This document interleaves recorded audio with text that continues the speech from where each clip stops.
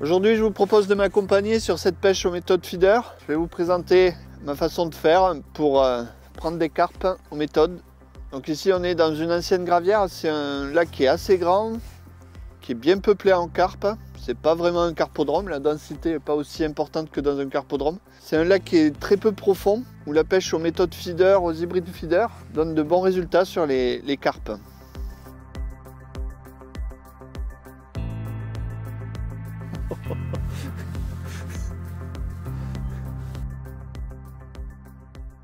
Donc pour pêcher aux méthodes feeder, j'utilise de la morse et des pelets.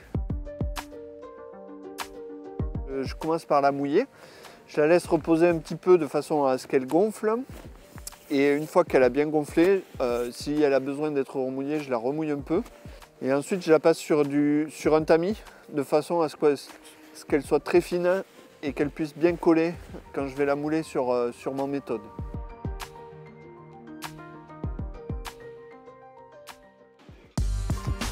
Ici, le lac est très vaste. Je vais aller chercher les carpes à 60 mètres de la berge aux méthodes feeder. Donc pour essayer justement de m'éloigner un petit peu des berges et de prendre le maximum de poissons. Donc pour ça, j'utilise une canne qui est assez puissante, qui est plutôt taillée pour la distance, de 3,60 m. Un gros moulinet avec une grosse bobine qui va me permettre donc de bien atteindre ma distance.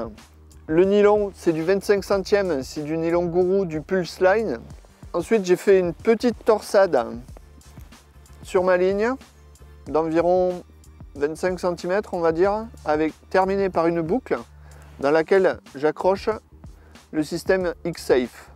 J'utilise là actuellement des méthodes feeder de 45 grammes qui me permettent d'atteindre les 60 mètres. C'est assez lourd. Je vous expliquerai tout à l'heure pourquoi j'utilise des méthodes plutôt que des hybrides ou même des pellet feeder. Je vous expliquerai la différence.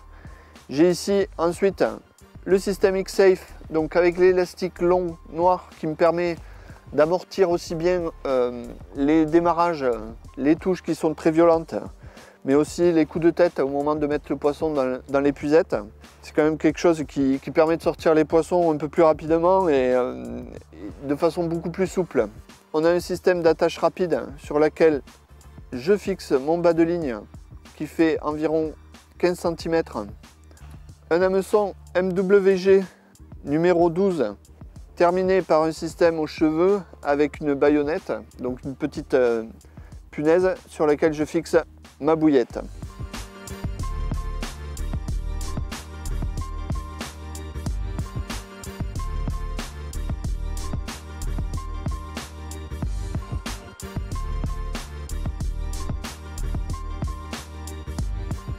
Donc ce matin, j'ai aussi mouillé des micro-pelets de 2 mm, des pelets Mainline Match au sel, que je mets à tremper dans les passoires à appât gourou, les bed strainers.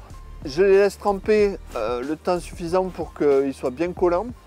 Donc c'est assez délicat, je regarde qu'ils soient bien imbibés d'eau au fur et à mesure du trempage. Ça dure environ 1 minute par millimètre de pellet, donc pour 2 mm, je laisse tremper 2 minutes. Et une fois que le trempage était suffisant, je les sors de la boîte, je les laisse s'égoutter à même le sol. Et une fois qu'ils sont bien égouttés, je peux les placer dans un bac à couvercle où ils vont finir de gonfler et pouvoir se décoller.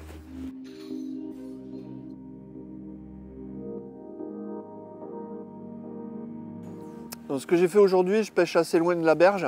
Il fallait que la morse colle vraiment bien sur le méthode. Donc j'ai utilisé une méthode feeder pour pouvoir apporter une bonne quantité d'amorce. Et ensuite, j'ai utilisé les hybrides feeder pour eux pêcher avec des pelets.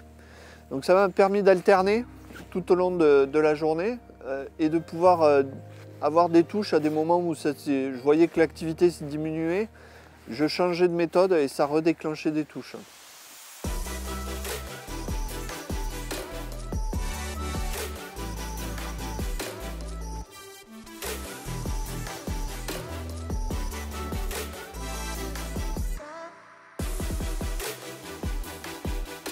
Donc j'ai commencé la pêche en mettant beaucoup de rythme. J'ai amorcé fréquemment au départ, de façon à laisser les poissons s'approcher et mordre.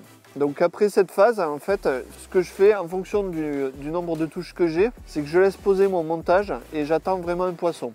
Donc ça peut prendre plus de 5 minutes, quoi. Mais au moins le montage pêche bien et on attend que le poisson se rapproche, vienne sur l'appât et se décide à aspirer la bouillette.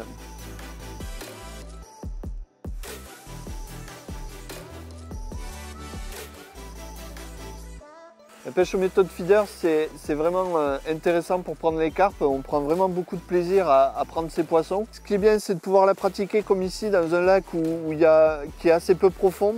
Du moins, on est sûr que son montage et que le méthode pêche parfaitement sur le fond. Ça, c'est vraiment important de faire attention à ça. Et puis aussi d'avoir les appâts qui conviennent bien, c'est-à-dire soit pelés, soit amorces. On ne peut pas trop faire le choix à l'avance.